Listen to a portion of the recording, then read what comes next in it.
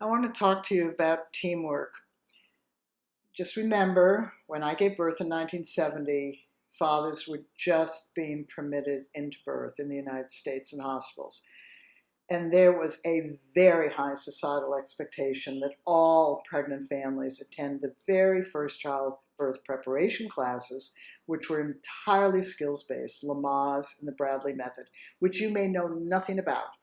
There were three obstetricians, Lamaze, Bradley, and another man called Grantley Dick Reed, and they developed skills. They developed the skills for low-risk women having normal births. They were spontaneous without a problem. Yet Lamaze was taught probably in every hospital in the United States from the 60s to the mid-70s, so multiple millions of families took the skills, and we used them the best we could, no matter how we birthed. But women always had in the back of their mind that those skills were really suited only to low-risk women and low-risk women who had an easy, spontaneous birth.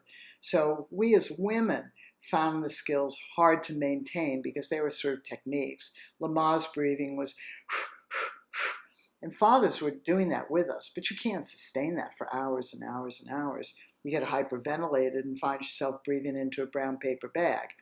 And even though Bradley was in the nose, out the mouth, as you'll discover in the breathing part of this course, you can sound very relaxed. All humans can, we all do that, or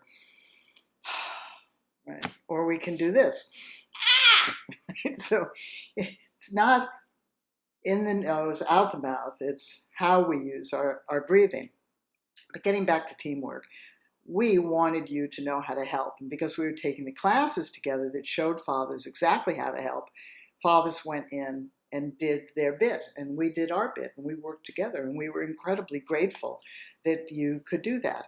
Then, by the time I gave birth again in 1982, the classes were entirely information-based because choices were available and women were making birth plans.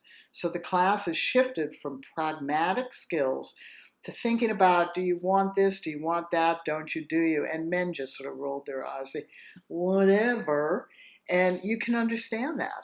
So women were spending all this time making a birth plan and maybe asking you, well, what do you think? Should I be induced or shouldn't I be induced? And men are going, I don't know, trust the birth provider.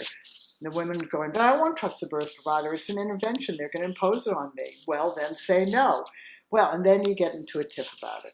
So teamwork skills are incredibly important. And in this resource, a lot of these skills were developed by fathers because they were desperate to figure out how to help. There is nothing more frustrating to anybody, a man or a woman, when you want to help somebody, you don't have the right skills, or the person you're trying to help either doesn't appreciate what you're doing, doesn't like what you're doing, or doesn't feel that what you're doing is helping them do what they're doing, which meant that we had to share a set of skills that we could effectively help each other understand how to use them together from our different roles. And this had to do with teamwork, and it had to do with communication. So the communication PDF is in there as well. You want to develop your team. And why is it so important? You're having a baby together. You've got to grow this child up. You want to be a team as parents, whether you live together or not, and you don't want to be constantly battling with each other.